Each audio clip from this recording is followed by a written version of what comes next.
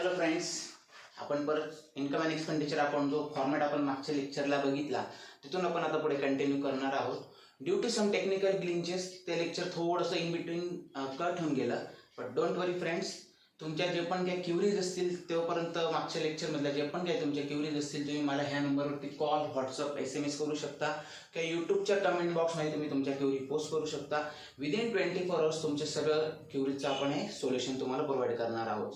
So काल मागच्या लेक्चरपर्यंत आपण इन्कम अँड एक्सपेंडिचर अकाउंटचा फॉर्मॅट बघितला. Okay, so now we are going for one important point, that is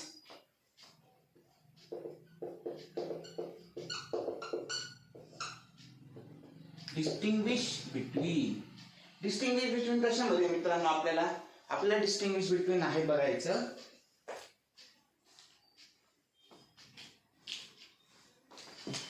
income and expenditure account आणि रिसिप्ट्स अँड पेमेंट अकाउंट.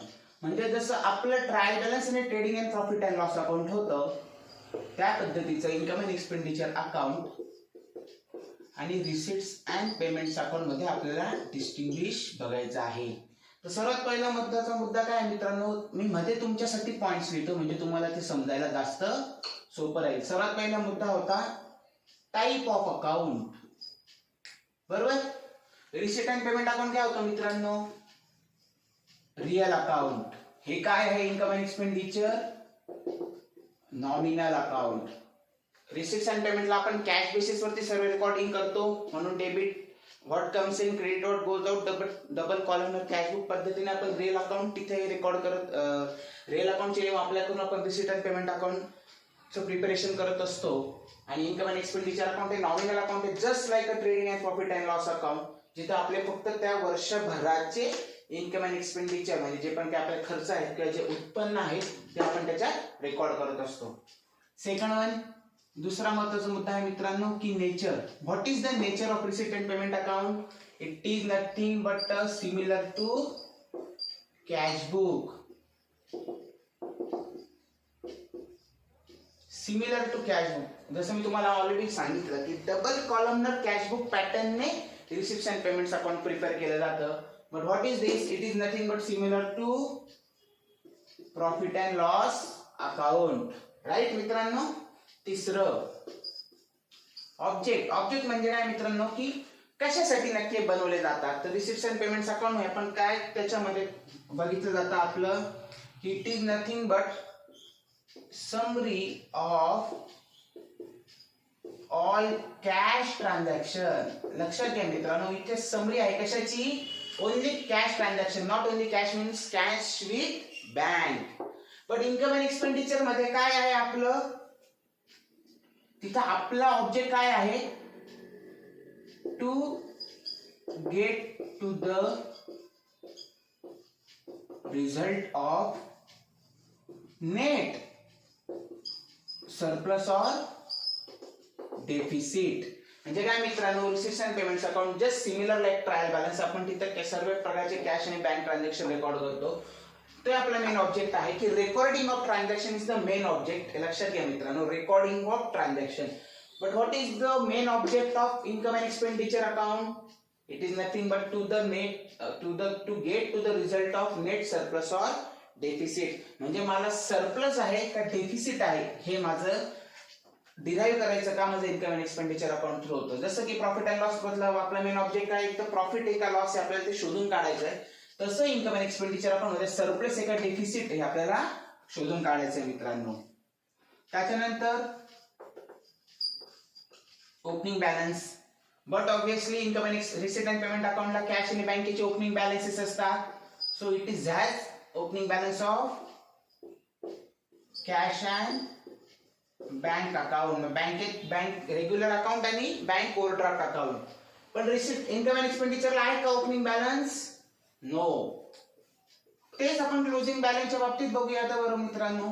इथे yes cash bank account किंवा bank overdraft account.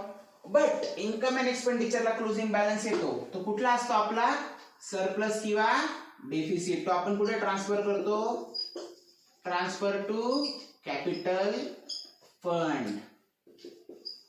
Yes, we have the balance, but we transfer it to capital fund. आपण तो carry forward करत नाही पुढच्या वर्षासाठी मित्रांनो. त्याच्यानंतर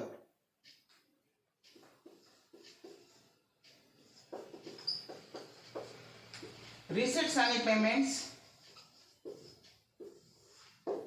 आपण कुठल्या वर्षांसाठी घेतो मित्रांनो? रिसिट्स अँड पेमेंट्स अकाउंट मध्ये जे पण आपले रिसिट झालेले आहेत किंवा जे आपण पेमेंट केलेले आहे हे आपण ऑल कॅश आणि बँके through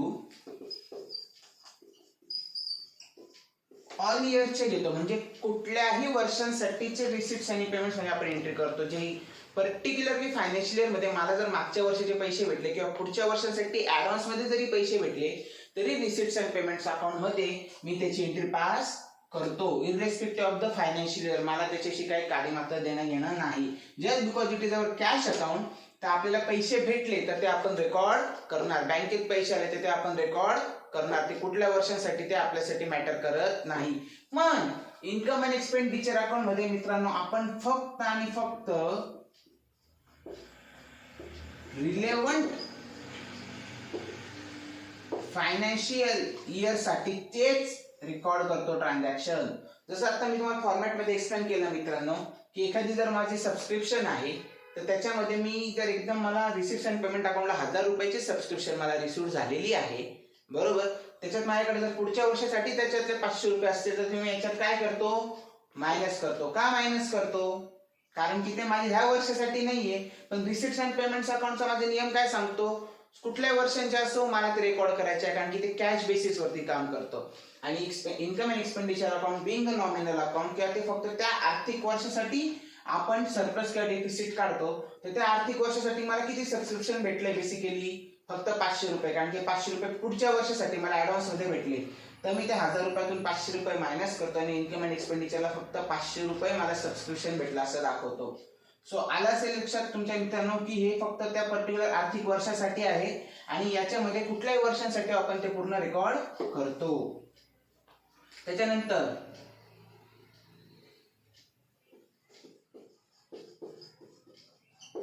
cash non cash item. तर मित्रांनो रिसिप्ट्स अँड पेमेंट्स मध्ये आपण कुठले घेतो? Only cash items. कॅश म्हणजे कॅश विथ बँक, बरोबर. पण इन्कम अँड एक्सपेंडिचरला आपण cash and non cash item पण घेतो. जसे की नॉन कॅश मध्ये, कॅश तुम्हाला माहिती आहे मित्रांनो, नॉन कॅश मध्ये काय येतं? डेप्रिसिएशन, बरोबर मित्रांनो, लॉस, बरोबर. त्याच्यानंतर काय येतं माझं? बॅड डेट्स, बरोबर. असे दुसरे कुठले अजून एक्झाम्पल असतील तर ते आपण एक्झाम सॉल्व्ह करताना तुमच्या लक्षात यायला लागून जातील. पुढचा महत्वाचा मुद्दा मित्रांनो ऑल अकाउंट्स. आता तुम्ही म्हणाल ऑल अकाउंट्स म्हणजे काय सर? तर इन्कम अँड एक्सपेंडिचर अकाउंट मध्ये आपले कुठला अकाउंट आहे मित्रांनो? Nominal account. नॉमिनल अकाउंटचा अर्थ काय होतो? Debit all expenses, credit all income and gains. पण नॉमिनल अकाउंट्स मध्ये जेव्हा आपण इन्कम अँड एक्सपेंडिचर अकाउंट बनवतोय, असं आपण थोडंसं लक्षात घेऊया की आपण प्रॉफिट अँड लॉस अकाउंट बनवत होतो तेव्हा आपण रिअल, नॉमिनल, पर्सनल सर्व अकाउंट कन्सिडर करायचो, बरोबर. जे जे त्या आर्थिक वर्षासाठी एक्सपेन्स असेल किंवा इन्कम असेल किंवा प्रॉफिट असेल किंवा लॉस साठी ज्या ज्या गोष्टी मॅटर करायच्या त्या सर्व गोष्टी आपण इन्कम अँड एक्सपेंडिचर अकाउंटला कन्सिडर केल्या पाहिजेत का? तर येस. तर ऑल अकाउंट्स मध्ये रिअल अकाउंट, नॉमिनल अकाउंट आणि पर्सनल अकाउंट आपण इथे कन्सिडर करणार. पण रिसिप्ट्स अँड पेमेंट्स अकाउंट मध्ये only and only real account transaction आपण कन्सिडर करतो. त्याच्यामध्ये आपण नॉन कॅश आयटम घेत नाही. So only and only real account transaction आपण त्याच्यात कन्सिडर करणार.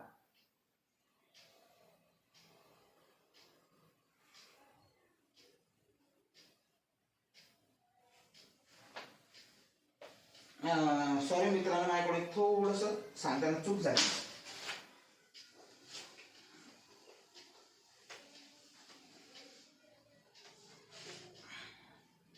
हे आतापर्यंत तुम्हाला आय होप एवढे पॉइंट्स कळले असतील. याच्यात जर काही तुम्हाला अडचण असेल तर तुम्ही मला कॉल, व्हॉट्सअप, SMS करू शकता. युट्यूबच्या कमेंट बॉक्समध्ये तुमच्या क्वेरी पोस्ट करू शकता. विदिन 24 आवर्स तुमच्या प्रत्येक क्वेरीचे सोल्युशन तुम्हाला प्रोव्हाइड केलं जाईल मित्रांनो. आता मी हे इथे पुसत आहे. पुढचे जे पॉइंट्स आहे आपण हे परत एकदा घेऊन काढूया.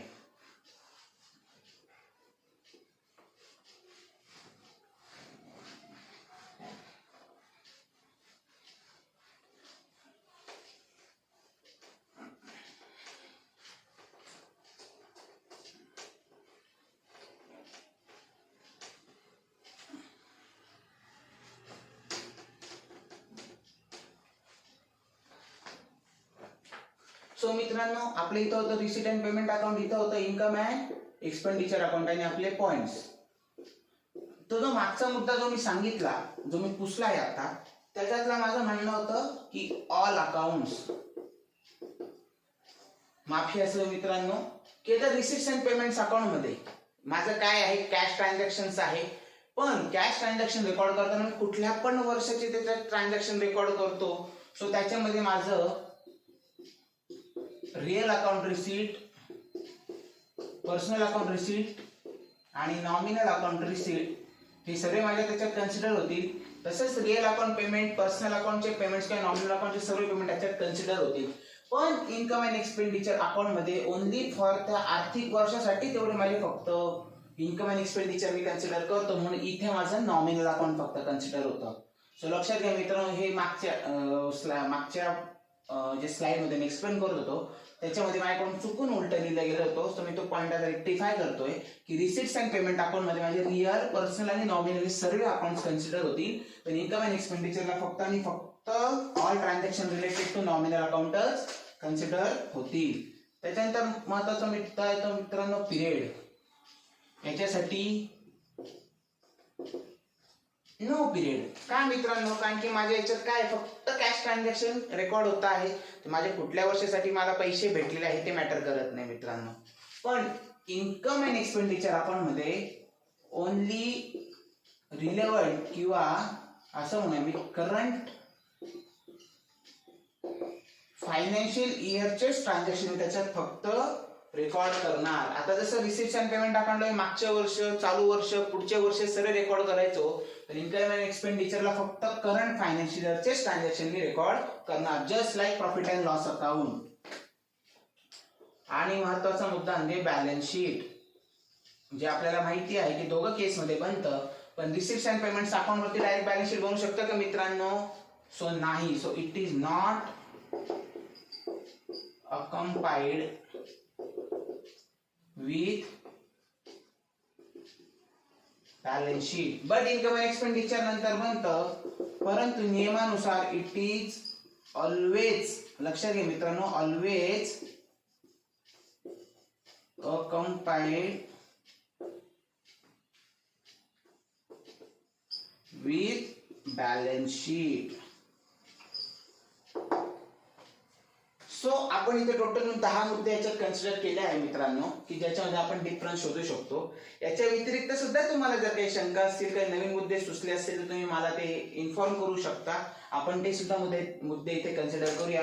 पण ब्रॉडली इथे 10 पॉइंट्स आहेत की रिसीट्स अँड पेमेंट्स अकाउंट आणि इन्कम अँड एक्सपेंडिचर अकाउंट मध्ये काय काय फरक आहे आपण आता बघणार आहोत, की आतापर्यंत आपण फॉर्मॅट मध्ये बघितलेले आहेत. आय होप मित्रांनो इथपर्यंत तुम्हाला क्लिअर असेल. काही क्युरी असतील तर मला कृपया इन्फॉर्म करा. हे बघा मित्रांनो, क्युरी छोटी असो किंवा मोठी असो, क्युरी ही क्युरी असते, तिचं उत्तर हे तुम्हाला भेटलंच पाहिजे. सो डोंट वरी, आणि तुम्ही क्युरी विचारायला बिंदास राहा.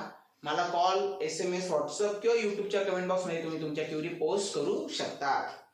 So let's go to the balance sheet, which is very important aspect. की आतापर्यंत आपण जे सर्व बघितलं, हे आता काय बघितलं आपण? ट्रायल बॅलन्सच्या ऐवजी रिसीट्स अँड पेमेंट्स अकाउंट बघितलं. प्रॉफिट अँड लॉसच्या ऐवजी काय बनवतो आपण? इन्कम अँड एक्सपेंडिचर अकाउंट बनवतो. तर आता सर्वात महत्वाचा मुद्दा जो सेम होतो, आपण जो शिकलेलो 11वीला किंवा 12वीच्या फर्स्ट चॅप्टरला, बॅलन्स शीट.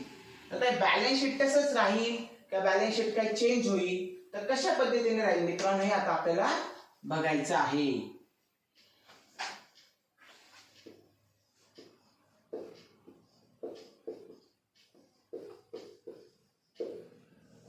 बरोबर मित्रांनो, आता आपण बॅलन्स शीटला स्टार्ट करतो आहे.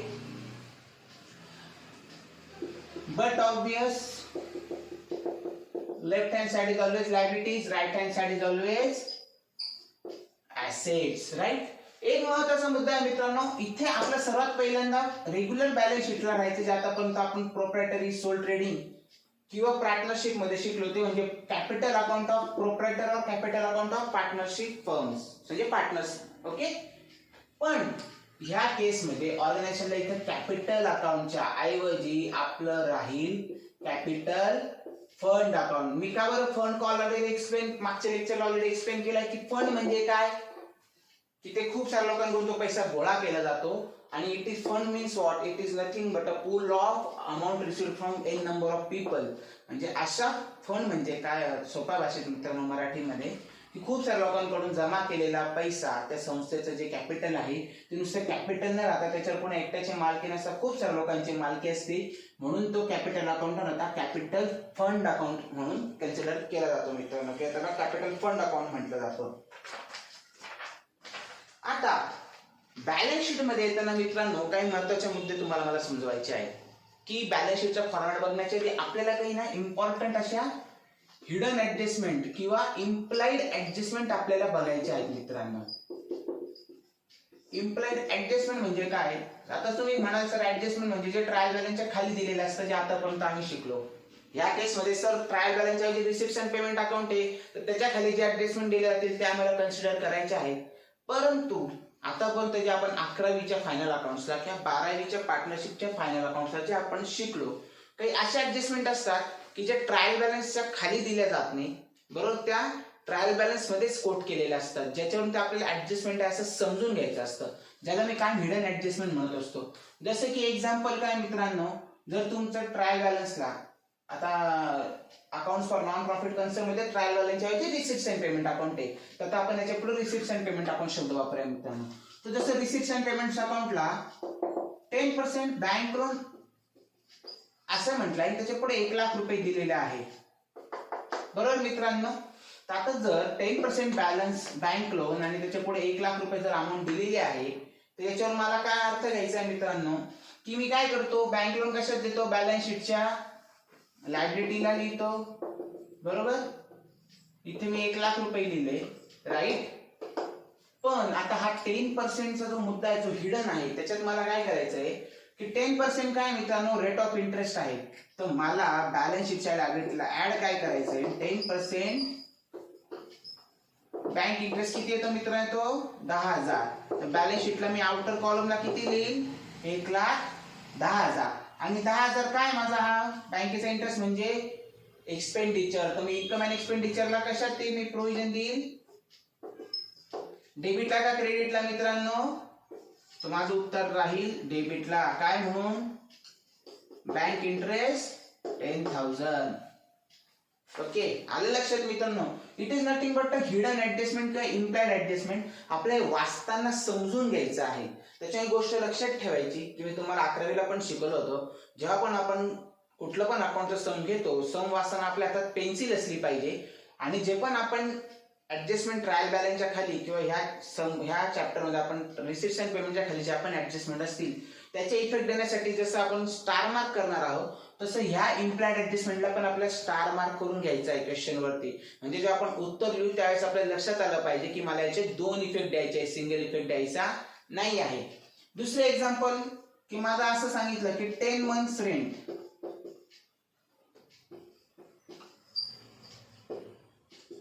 एक्झाम्पल त्यांनी 1 लाख रुपये दिले, बरोबर मित्रांनो. पण मला सांगा आपलं आर्थिक वर्ष किती महिन्यांचं असतं, 12 महिन्यांचं, बरोबर आहे मित्रांनो. तर मला जर 10 महिन्यांसाठी त्यांनी 1 लाख रुपये दिले, तर मला याच्यावरून काय समजायचं आहे की उरलेल्या 2 महिन्यांचं जे माझं रेंट आहे ते माझं आउटस्टँडिंग रेंट आहे, जे रेंट मला अजून द्यायचं आहे. It means outstanding rent payable आहे.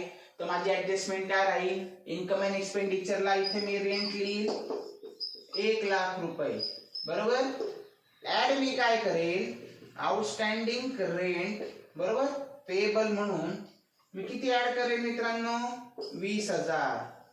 का, जर 10 महिन्यांसाठी 1 लाख रुपये मी भाडं दिलेलं आहे, तर एका महिन्यासाठी किती झालं मित्रांनो, 1 लाख डिवायडेड बाय 10 किती रुपये, 10,000 रुपये महिना. तर माझं उरलेलं आउटस्टँडिंग रेंट किती महिन्यांसाठी आहे, 2 महिन्यांसाठी, कारण की ते 10 महिने ऑलरेडी त्यांनी सांगितले आणि माझं आर्थिक वर्ष 12 महिन्यांचं असतं. तर आउटस्टँडिंग रेंट पेएबल किती महिन्यांचं ऍड केलं मी, 2 महिन्यांचं. तर माझा टोटल इन्कम अँड एक्सपेंडिचरला रेंट किती दिसेल खर्चामध्ये, 1,20,000.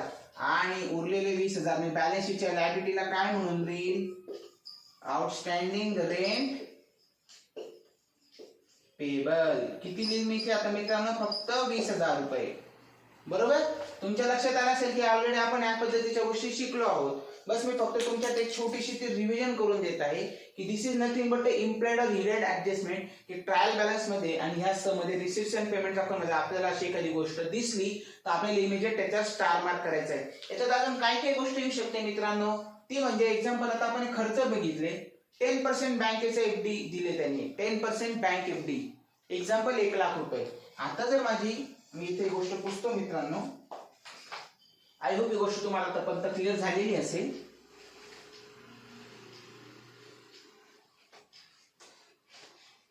आणि जरी ती गोष्ट तुमच्या लक्षात आली नसेल मित्रांनो, काळजी करायचं कारण नाही. जेव्हा आपण सम सॉल्व्ह करायला घेऊ तेव्हा आपल्याला ती गोष्ट प्रॅक्टिकली लक्षात येईल. आता एक्झाम्पल माझं 10% इथं माझ्या लायबिलिटीला नाही ऍसेटला येईल 10% बँक एफडी 1 लाख रुपये, पण त्याच्यावरच इंटरेस्ट त्याने दिलेला नाही आपल्याला इन्कम अँड एक्सपेंडिचर अकाउंटला, बरोबर. तर आपलं ऍडजस्टमेंट काय राहील मित्रांनो, बॅलन्स शीटच्या मी ऍसेटला लिहिणार, काय लिहिणार 10% bank FD of 1 lakh rupees. मी त्याच्यात काय ऍड करणार मित्रांनो, ऍड 10% बँक इंटरेस्ट रिसिवेबल म्हणजे काय, मला तो इंटरेस्ट अजून भेटायचा आहे. तो किती राहील 1 लाखावरती 10%, 10,000. तर माझं बॅलन्स शीटच्या ऍसेट साइडच्या आउटर कॉलमला किती फिगर येईल 1,10,000. पण आता 10,000 माझा खर्च आहे का उत्पन्न आहे मित्रांनो, हे ते माझं उत्पन्न. सो इन्कम अँड एक्सपेंडिचरच्या क्रेडिटला मी काय लिहिल 10% बँक इंटरेस्ट रिसिवेबल किती मित्रांनो 10,000. ओके. सो टोटल मिळून माझं प्रोव्हिजन कशी झाली, इथे 1,10,000 बॅलन्स शीटच्या ऍसेटला आणि 10,000चा बँकेचा इंटरेस्ट माझा मी इन्कम अँड एक्सपेंडिचरच्या क्रेडिटला लिहिला.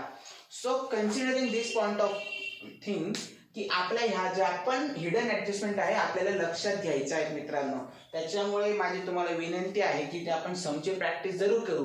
किंवा असं समजायचं की प्रत्येक समय माझं एक्झामचं सम आहे तर आपल्याला प्रत्येक समय शांततेने पहिल्यांदा वाचायचं आहे. एक लक्षात घ्या, एकदा नाही तर दोनदा आपल्याला सम वाचायचा आहे.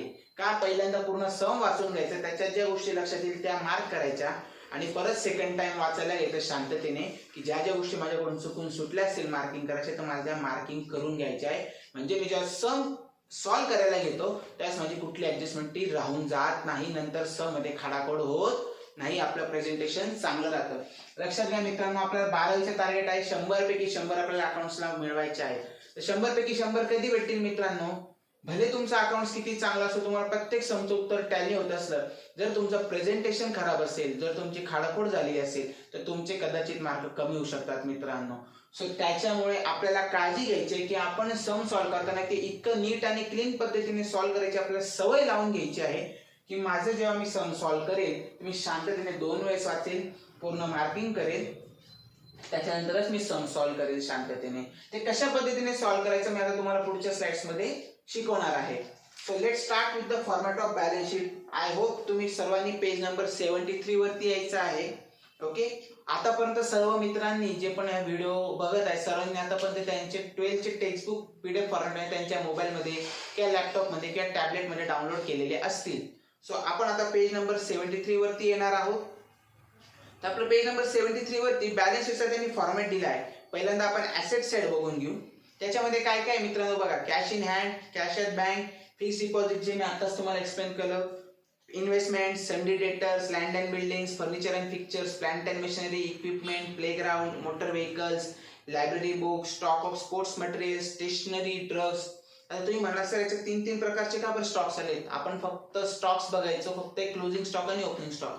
पण लक्षात घ्या मित्रांनो, ही आपण जे नॉन फॉर प्रॉफिट म्हणजे जे समाजासाठी काम करणारी संस्था आहे ती नुसतं एकच गोष्टी पकडून चालत नाही की एकाच गोष्टीत काम करत नाही. भरपूर साऱ्या संस्था खूप साऱ्या गोष्टींमध्ये काम करतात. जसे एखादी रोटरी क्लब घेतलं, जी सामाजिक संस्था आहे, इंटरनॅशनल सामाजिक संस्था आहे, तर ती हेल्थ केअर मध्ये काम करते, स्पोर्ट्स मध्ये काम करते, एज्युकेशन मध्ये काम करते, चाइल्ड ट्रॅफिकिंग मध्ये काम करते, अशा खूप साऱ्या सेक्टर्स मध्ये काम करते. तर त्याच्यामुळे त्या संस्थेचा जर स्टॉक असेल तर भरपूर साऱ्या गोष्टींचा असेल. त्याच्यामुळे इथे stock of sports material, stationery, drugs किंवा सम मध्ये एखादी दुसरी गोष्ट पण आपल्याला येऊ शकते. त्याच्यानंतर loans and advances given, accrued interest, prepaid expenses, outstanding income जे मी ऑलरेडी तुम्हाला आता एक्सप्लेन केलेलं आहे. एक गोष्ट लक्षात घ्या मित्रांनो, याच्यात बॅलन्स शीट मध्ये त्यांनी फिक्स डिपॉझिट्स, त्याच्यामध्ये आपण जसं इंटरेस्ट ऍड करायचं आहे तसं जे आपले ऍसेट दिले land and building, furniture and picture, plant and machinery, याच्यातून आपल्याला डेप्रिसिएशन मायनस करायचं आहे. जे आतापर्यंत आपण 11वीचे फायनल अकाउंट शिकलो त्याच पद्धतीने आपल्याला लँड अँड बिल्डिंगची कॉस्ट इनर कॉलमला लेस डेप्रिसिएशन इनर कॉलमला आणि आउटर कॉलमला नेट आपल्याला फिगर लिहायची आहे. फक्त फॉर्मॅट मध्ये इथे त्यांनी दिलेली नाही आहे पण आपल्याला ते फॉलो करायचं आहे.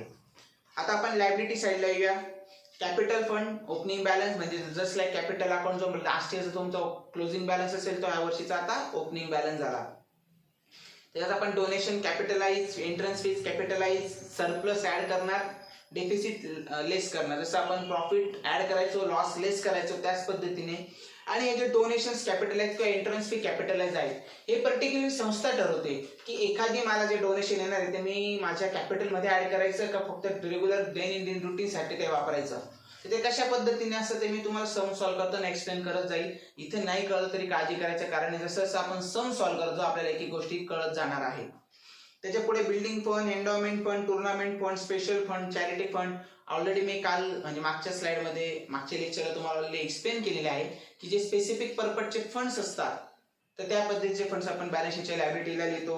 मग sundry creditor, bank overdraft, other loan, outstanding expenses, pre received income, त्याच्यानंतर लाईफ मेंबरशिप फीस, या सगळ्या गोष्टी जे आपण बॅलन्स शीटला लिहित असतो मित्रांनो.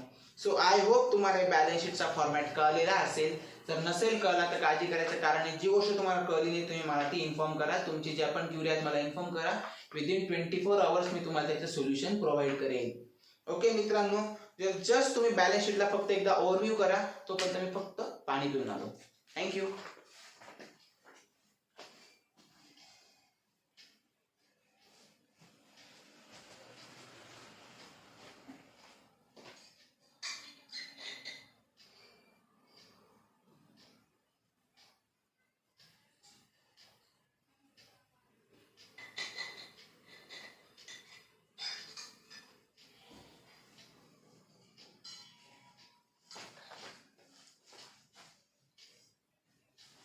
सो येस मित्रांनो, आय होप तुम्ही की आजचा तुम्ही फॉर्मॅट चेक केलेला आहे.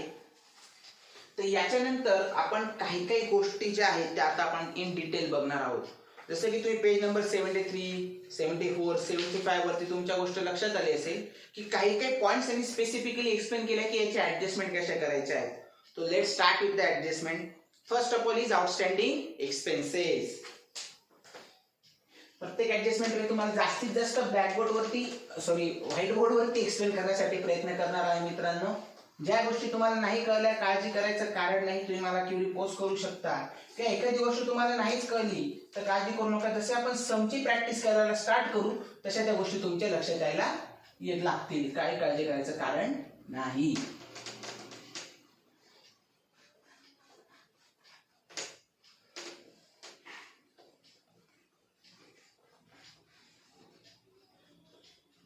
सो मी तुम्हाला एकदम सोप्या भाषेमध्ये एक्सप्लेन करणार आहे मित्रांनो. आपण त्याच्यात एक फॉर्मॅट टाकून घेऊया.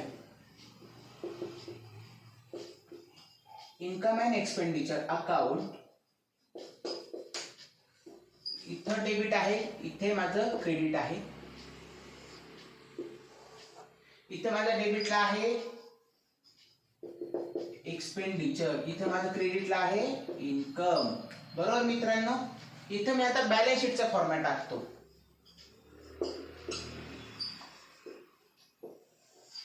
बॅलन्स शीटच्या माझ्या राईट हँड साइडला काय असतं मित्रांनो, ऍसेट्स. लेफ्ट हँड साइडला काय आहे, लायबिलिटीज. तर आपण आता प्रत्येक एक एक गोष्ट आहे जी आता आपण इथे बघणार आहोत. सर्वात पहिल्यांदा काय आहे मित्रांनो, आउटस्टँडिंग एक्सपेन्सेस. तर माझी सर्वात पहिल्यांदा ऍडजस्टमेंट काय असते मित्रांनो, याच्यासाठी जी पण माझं एक्सपेंडिचर आहे रिलेव्हंट. एक्झाम्पल जर माझा रेंट आपण धरलं तर आपण त्याच्यात आउटस्टँडिंग रेंट काय करतो, ऍड करतो. बरोबर. आणि आउटरला ती कॉलम ऍडिशन घेऊन आउटरला आपण ही फिगर लिहितो. राईट मित्रांनो. पण आउटस्टँडिंग रेंटचा आपण काय करतो, बॅलन्स शीटच्या आउटर कॉलमला बॅलन्स शीटच्या लायबिलिटी साइडला आपण आउटस्टँडिंग रेंट म्हणून फिगर लिहित असतो. बरोबर. तर आपण ही फिगर बॅलन्स शीटला इथे लिहित असतो. Okay, only outstanding rent. तर आपले जशा पद्धतीने आपण 11वी किंवा 12च्या फर्स्ट चॅप्टरला शिकलो त्याच पद्धतीने मित्रांनो काहीच वेगळी गोष्ट नाही आहे.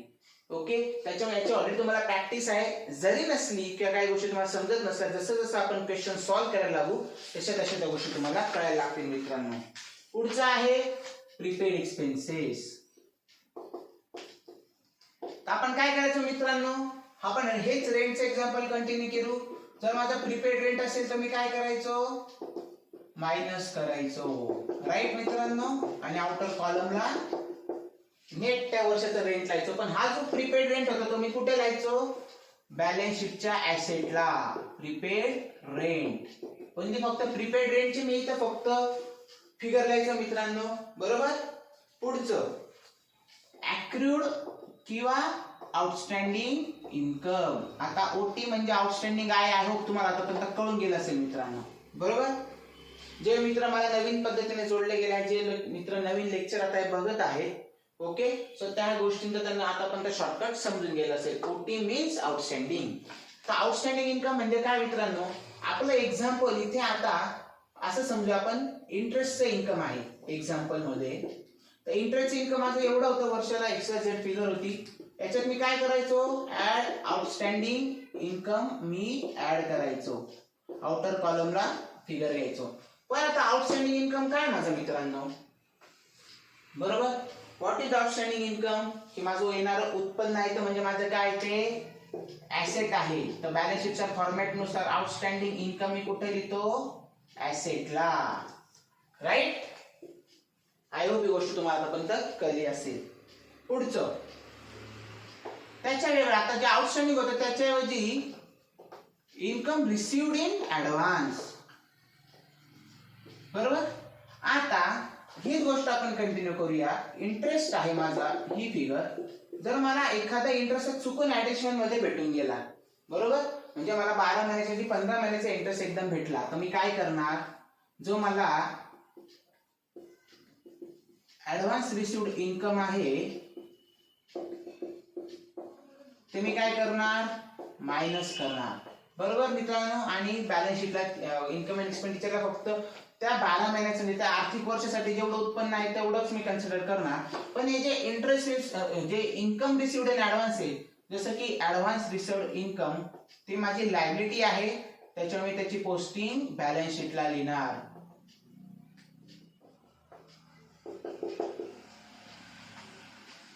आलं लक्षात मित्रांनो. सो मी इन्कम मधून ते मायनस केलं, सॉरी इथे चुकून लेस लिहिलं, ऍड केलं गेलं होतं माझ्याकडून. इथे मी लेस लिहिलं आणि ऍडव्हान्स रिसिव्ड इन्कम मी बॅलन्स शीटच्या लायबिलिटी साइडला पोस्ट केलं मित्रांनो. त्याच्यानंतर सेम पद्धतीने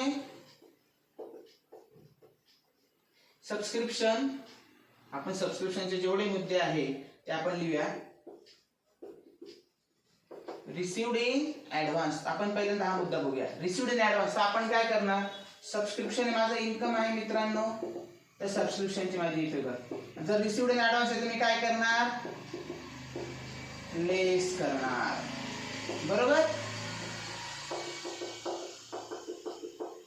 बॅलन्स शीटला काय लिहिणार मी, लायबिलिटी साइडला लिहिणार, कारण की ती माझी लायबिलिटी मित्रांनो. इन ऍडव्हान्स मला पैसे भेटले, subscription received in advance. Right मित्रांनो. आता ह्याच केस मध्ये जर माझं आउटस्टँडिंग सबस्क्रिप्शन असेल, जे मला पैसे अजून भेटायचे आहे, तर मी ते काय करणार मित्रांनो, ह्या सबस्क्रिप्शन मध्ये मी ते ऍड करणार. कुठले, आउटस्टँडिंग म्हणजे कुठले, रिसिवेबल. आउटस्टँडिंग किंवा इथे मी परत तुमच्यासाठी वेगळे लिहितो, रिसिवेबल, जे मला अजून पैसे भेटायचे आहे. आउटस्टँडिंग सबस्क्रिप्शन ते मी काय केले मित्रांनो, ऍड केले. आउटरला मी ते फिगर घेतली. तर आता माझं भेटायचे पैसे म्हणजे माझं येणार उत्पन्न, माझं ऍसेट आहे, तर मी ते कशात लिहिणार, बॅलन्स शीटच्या ऍसेटला. आउटस्टँडिंग किंवा रिसिवेबल सबस्क्रिप्शन. आलं लक्षात मित्रांनो. पुढचं डेप्रिसिएशन. सर्वांना माहिती आहे काय करतो आपण,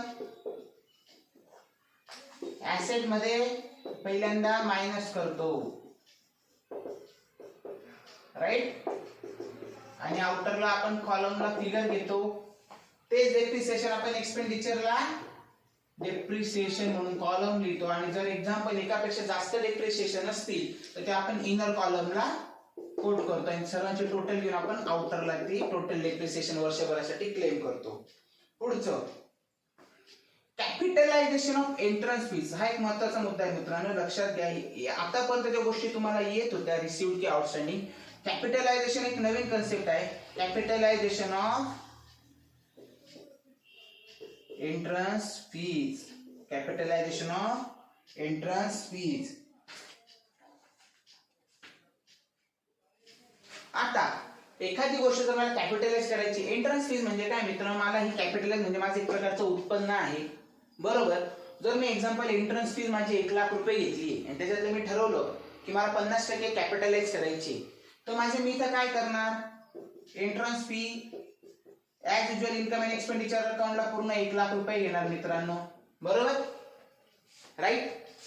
आणि त्याच्यात त्यांनी ऍडजस्टमेंट मध्ये आपल्याला दिले की 50% कॅपिटलाइज करायची, तर मी काय करणार त्याच्यातून इथे 50% कॅपिटलाइज करायची म्हणून कॅपिटलाइज एंट्रन्स फीज म्हणून मायनस करणार. किती मित्रांनो, 50,000. आता 50,000 तर मी मायनस केली, कारण की ती कॅपिटलाइज केली म्हणजे मी ती कशात टाकणार, कॅपिटलचा पार्ट म्हणून कॅपिटल फंडला शिफ्ट करणार. पण इन्कम अँड एक्सपेंडिचर म्हणून तेवढा 50,000 पोर्शन मायनस करणार आणि इथे मी कॅपिटल फंडला ती गोष्ट ऍड करणार. काय म्हणून ऍड करणार, कॅपिटलाइज एंट्रन्स फीज. बरोबर आहे मित्रांनो. मी परत एकदा गोष्ट एक्सप्लेन करतो. जर एक्झाम्पल माझी एंट्रन्स फीज तुम्हाला रिसिप्ट्स अँड पेमेंट्स अकाउंटला 1,00,000 रुपये दिलेले आहे आणि तुम्हाला ऍडजस्टमेंट मध्ये सांगितलं आहे की 50% एंट्रन्स फीज ही कॅपिटलाइज करायची आहे, तर आपण काय करणार, इन्कम अँड एक्सपेंडिचर अकाउंटला 1,00,000 रुपये एंट्रन्स फी मध्ये लिहिणार. त्याच्यातून 50% कॅपिटलाइज एंट्रन्स फी म्हणून मायनस करणार, कारण की त्यांनी 50% सांगितले आहे. जर एक्झाम्पल इथं 40% सांगितले असते तिथे मी 40,000 लिहिले असते. 70% सांगितले असते तर मी 70,000 लिहिले असते. ज्या पद्धतीने पर्सेंटेज दिले ते आपल्याला त्या रिस्पेक्टिव्ह सम वरती कॅल्क्युलेट करायचे आहे. तर एंट्रन्स फी 1,00,000 रुपये, त्याच्यातून 50% कॅपिटलाइज एंट्रन्स फी मायनस केली. माझं इन्कम अँड एक्सपेंडिचरला नेट फिगर 50,000 आले त्या वर्षभरासाठी, आणि की वर्षभरासाठी फक्त त्या आर्थिक वर्षासाठी 50,000 ही एंट्रन्स फीज होती. आणि जे 50,000 मी कॅपिटलाइज केले ते मी कशात ऍड केले, कॅपिटल फंड मध्ये मी ते ऍड केले मित्रांनो. लक्षात घ्या, ही थोडी वेगळी ऍडजस्टमेंट आहे. जरी नाही आता कळली, आय होप आतापर्यंत ते कळली असेल, पण जरी नाही कळली तरी आपल्याला ते सम सॉल्व करताना लक्षात येऊन जाईल. तर काळजी नसावी मित्रांनो. It is nothing but a capitalisation. जसं आपण ड्रॉइंग आहे किंवा आपल्या जो नेट प्रॉफिट अँड लॉस आहे, बरोबर, तर त्या पद्धतीनेच कॅपिटल अकाउंटचे इफेक्ट्स आहे तुमच्या प्रॅक्टिस मध्ये लक्षात येऊन जातील मित्रांनो. काही पुढचे मुद्दे आहेत ते आपण आता समजून घेऊया. आय होप इथपर्यंत तुम्हाला सर्वांना कळलं असेल. जर ती गोष्ट तुम्हाला कळली नसेल तर तुम्ही मला कॉल करू शकता, व्हॉट्सअप करू शकता, SMS करू शकता. हा माझा नंबर आहे 99-229-51-781, किंवा तुम्ही युट्यूबच्या कमेंट बॉक्स मध्ये सुद्धा तुमच्या क्वेरी ह्या पोस्ट करू शकता मित्रांनो.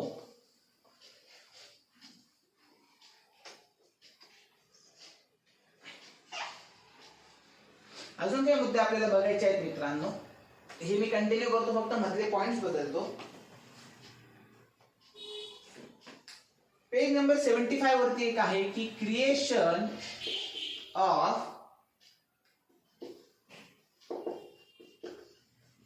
Special fund out of donation. Creation of special funds out of donation. तर मित्रांनो एक लक्षात घ्या, जसं मी काल तुम्हाला शाळेचं एक एक्झाम्पल दिलं होतं मागच्या लेक्चर मध्ये, की तुम्ही जे पण प्राइज डिस्ट्रीब्युशन किंवा त्याच्यासाठी जे काही स्पेसिफिक डोनेशन दिलेलं आहे मित्रांनो, बरोबर, तर ते काय आहे, ती जी पण संस्था आहे तिच्यासाठी तो स्पेशल पर्पजचा फंड झालेला आहे. बरोबर. जर माझ्यासाठी ते स्पेशल पर्पज साठी फंड आहे तर त्या माझ्या फंडचा उद्देश काय आहे मित्रांनो, त्या डोनेशन मधला, की हे मला त्या वर्षासाठी वापरायचं नाही, तर ते मला 10 वर्षांसाठी जर ते मला डोनेशन्स त्यांनी दिलेले आहेत तर मला ते 10 वर्षासाठी मेंटेन करून चालायचं आहे. तर माझी त्याची अकाउंटिंग पण वेगळ्या पद्धतीने होईल. बरोबर आहे मित्रांनो. सर ह्या ज्या गोष्टी आहेत त्या आता आपल्याला समजून घ्यायच्या आहेत.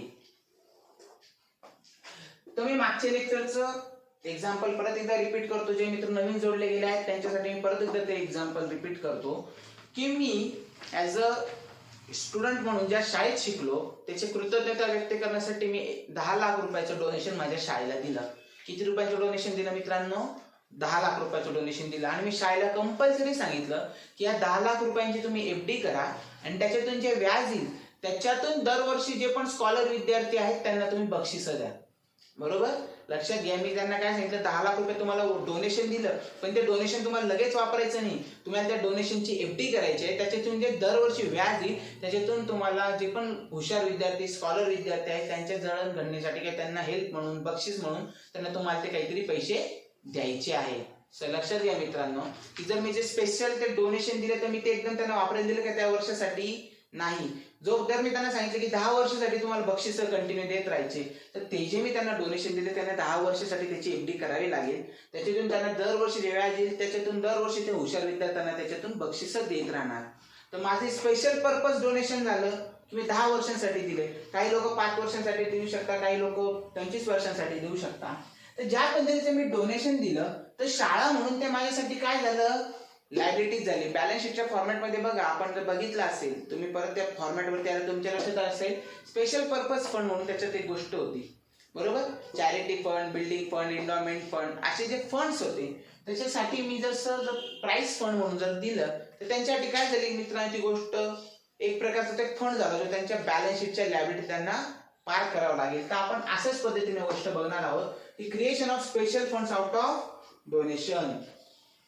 तर मला काय करायचं मित्रांनो, जर माझं एखादी जनरल डोनेशन आहे म्हणजे मला रेग्युलर जसं मी एखाद्या मंदिरात गेलो माझी पावती फाडून घेतली तर मी काय केलं, एक प्रकारची रेग्युलर देणगी दिली. 10,000ची असेल, 5,000ची असेल किंवा 500 रुपयाची असेल.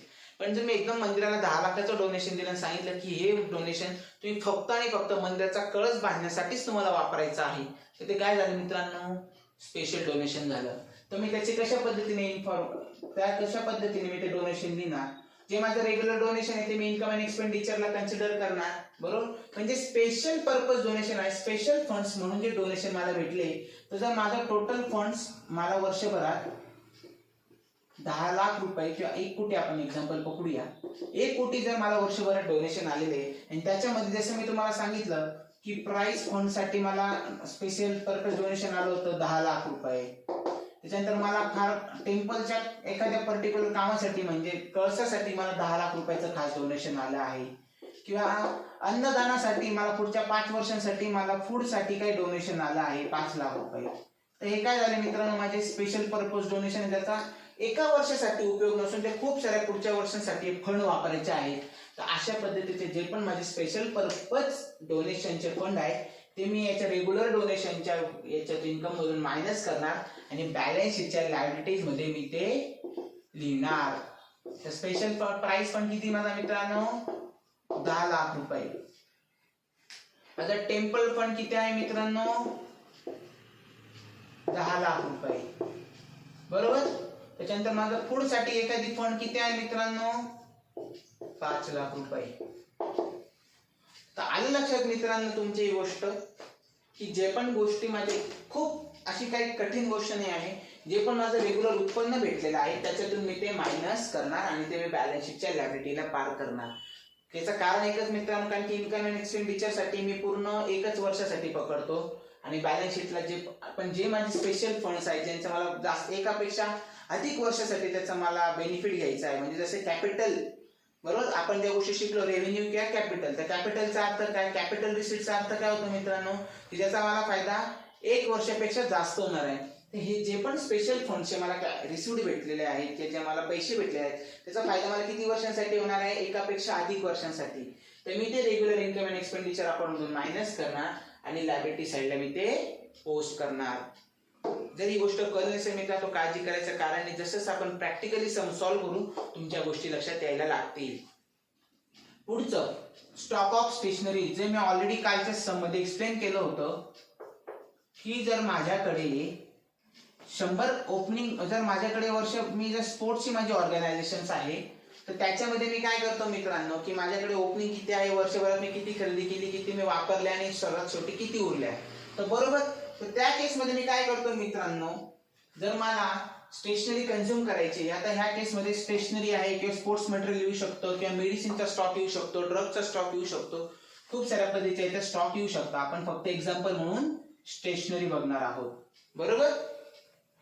तर आता मला याच्यात काय करायचं मित्रांनो, इन्कम अँड एक्सपेंडिचर अकाउंटला मला काय करायचंय, हे जे पण माझं स्टेशनरी वापरलं जाणार आहे, बरोबर, तर माझं काय ते कंझम्पशन आहे. जशी पेनची रिफिल संपली तर मला नवीन घ्यावी लागते, पेन्सिल खराब झाली तर मला नवीन वापरावी लागते.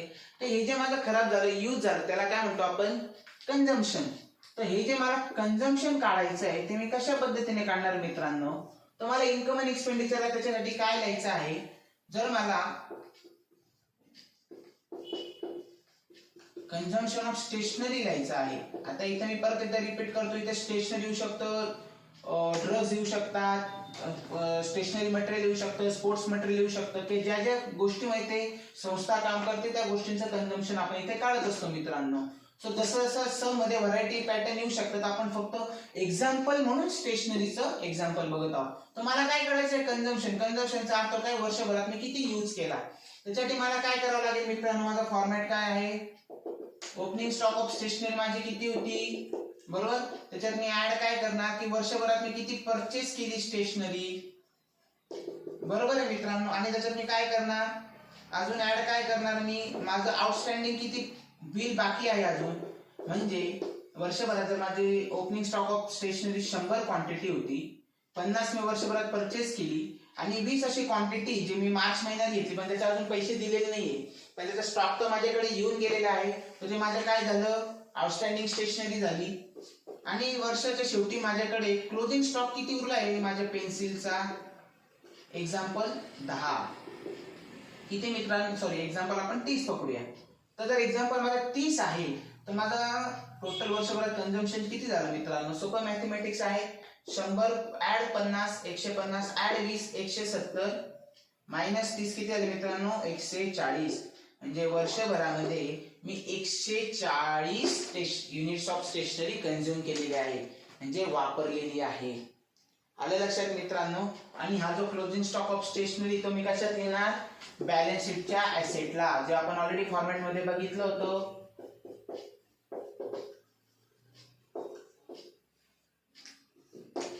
आलं लक्षात. तो काय खूप गोष्टी कठीण आहेत मित्रांनो. त्याच्यानंतर ओपनिंग जे आपल्या रिसेट्स अँड पेमेंट्स अकाउंट मधून कुठल्या ऍसेट्स आहे कुठल्या लायबिलिटी आहे त्याची ओपनिंग बॅलन्सेस आपण ऑलरेडी आपल्याला पोस्ट करता येतात, बरोबर. त्याच्यानंतर इम्पॉर्टंट टर्म्स आपल्याला समजून घ्यायचे आहेत. सर्वात पहिल्यांदा इम्पॉर्टंट टर्म आहे मित्रांनो एंट्रन्स फीज. तर एंट्रन्स फीज म्हणजे काय, बरोबर. तर आता त्यांनी त्याच्यात सांगितलं की आपल्याला पुढचे पॉइंट्स रेफर करायचे आहेत. तर आपण बेसिकली काय करणार आहोत मित्रांनो, की जे पण माझी एंट्रन्स फीज आहे, एंट्रन्स फीचा अर्थ काय होतो मित्रांनो, एंट्रन्स म्हणजे काय, नव्याने एंट्री करणं, बरोबर. तर एखाद्या मी स्पोर्ट्स क्लबला जॉईन केलं, एखाद्या मी माझ्या वेलफेअर ऑर्गनायझेशनला मी जॉईन केलं, त्याचा सभासद झालो, तर मग ते फक्त जॉईनिंग होण्यासाठी जे मी फीज देतो त्याला म्हणतात एक प्रकारे जॉईनिंग फी, म्हणजे एक प्रकारे मित्रांनो एंट्रन्स फीज, बरोबर. फक्त मी तिथे जॉईन करतोय म्हणून त्याची मी एंट्रन्स फीज भरली, जिची अमाऊंट खूप छोटी असते. त्याच्यानंतर पुढे येते सबस्क्रिप्शन. तर सबस्क्रिप्शन म्हणजे काय मित्रांनो, एक प्रकारची मेंबरशिप, मग ती 1 वर्षासाठी, 5 वर्षांसाठी, 10 वर्षांसाठी, लाईफ टाईम अशा पद्धतीने येऊ शकते. तर त्या पद्धतीने मी ते सबस्क्रिप्शन, किंवा असं तुम्ही अजून एक गोष्ट बघत असाल की तुम्ही बघा लोकमत नावाचा पेपर तुम्ही तुमच्या आजूबाजूला बघत असाल, किंवा टाइम्स ऑफ इंडिया, लोकसत्ता, सकाळ, हे जेवढे पेपर असतात आजकाल त्यांची तरी पद्धत असते की ते पूर्ण वर्षभराचं पेमेंट एकदाच घेतात, बरोबर. आणि आपल्या त्याच्यापेक्षा जेवढं वर्षभराचं त्यांचं बिल होतं त्याच्यापेक्षा थोडीशी रक्कम ते जास्त घेतात. त्याच्यात आपल्याला काही गिफ्ट देतात, व्हरायटी ऑफ वर्षभर प्रोग्राम राबवत असतात. तर त्याचा अर्थ काय होतो, जे आपण वर्षभराचे एकदम पैसे दिलेले असतात, एक प्रकारे आपण काय केलं, लोकमत पेपरची आपण ती सबस्क्रिप्शन घेतली, किती, पूर्ण वर्षभरासाठी. एक्झाम्पल, लोकमतची जर स्कीम आली तुम्हाला 1200 रुपयात वर्षभरात पेपर, आणि त्याच्यावर तुम्हाला काही गिफ्ट देणार, आणि वर्षभर ते काही प्रोग्राम राबवत असतात त्याच्यामुळे तुम्हाला फ्री ऑफ कॉस्ट ते एंट्री देतात, किंवा खूप कमी किमतीमध्ये तुम्हाला त्याचे पासेस ते अवेलेबल करून देतात. ते 1200 रुपयाचं आपलं काय मित्रांनो, सबस्क्रिप्शन आहे. पुढचा मुद्दा आहे लिगसी. आता लिगसी म्हणजे काय मित्रांनो, एक प्रकारे मला भेटलेलं गिफ्ट, बरोबर. लिगसी म्हणजे एक प्रकारे मला भेटलेले गिफ्ट. कोणाकडून, मला एखाद्याच्या मृत्यूपत्रातून भेटलेलं गिफ्ट, किंवा एखाद्याने मला स्वतःहून दिलेलं गिफ्ट, म्हणजे मला येते मित्रांनो लिगसी. पर्टिक्युलरली लिगसी ही जी कन्सेप्ट आहे मला जी माझ्या आजी आजोबांकडून, माझ्या आईवडिलांकडून जी तुम्ही खूप लोक हिंदी पिक्चर बघत असाल, तुमच्या एक गोष्ट लक्षात राहील, पुश्तैनी जायदाद, बरोबर. मुझे मेरी पुश्तैनी जायदाद मिल गई है, मुझे मेरी कोठी मिल गई है, मुझे मेरा बड़ा बंगला मिल गया है. कहाँ से मिला है? मुझे घरवालों से मिला है, बरोबर.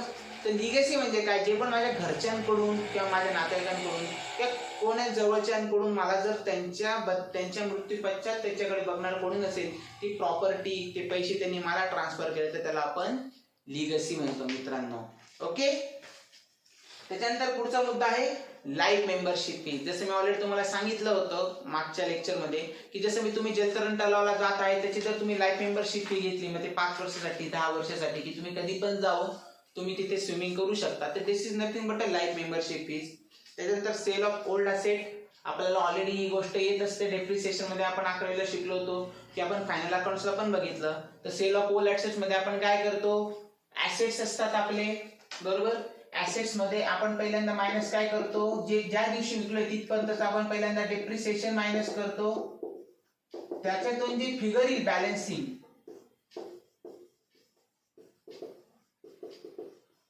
बॅलन्सिंग फिगर जी आपली आली, त्याच्यानंतर आपण त्याच्यातून सेल मायनस करतो की किती रुपयांना आपण ते विकलं आहे, सेल प्रोसीड्स मायनस करतो, बरोबर. जर मला बॅलन्सिंग फिगर पेक्षा सेलची फिगर कमी असेल तर तो माझा काय झाला, लॉस. आणि बॅलन्सिंग फिगर पेक्षा सेलची फिगर जास्त असेल तर माझा काय झाला, तो प्रॉफिट, बरोबर. जर लॉस झाला तर मी काय करतो, तो इन्कम अँड एक्सपेंडिचरच्या डेबिटला टाकेल. प्रॉफिट झाला तर तुम्ही इन्कम अँड एक्सपेंडिचरच्या क्रेडिटला टाकेल.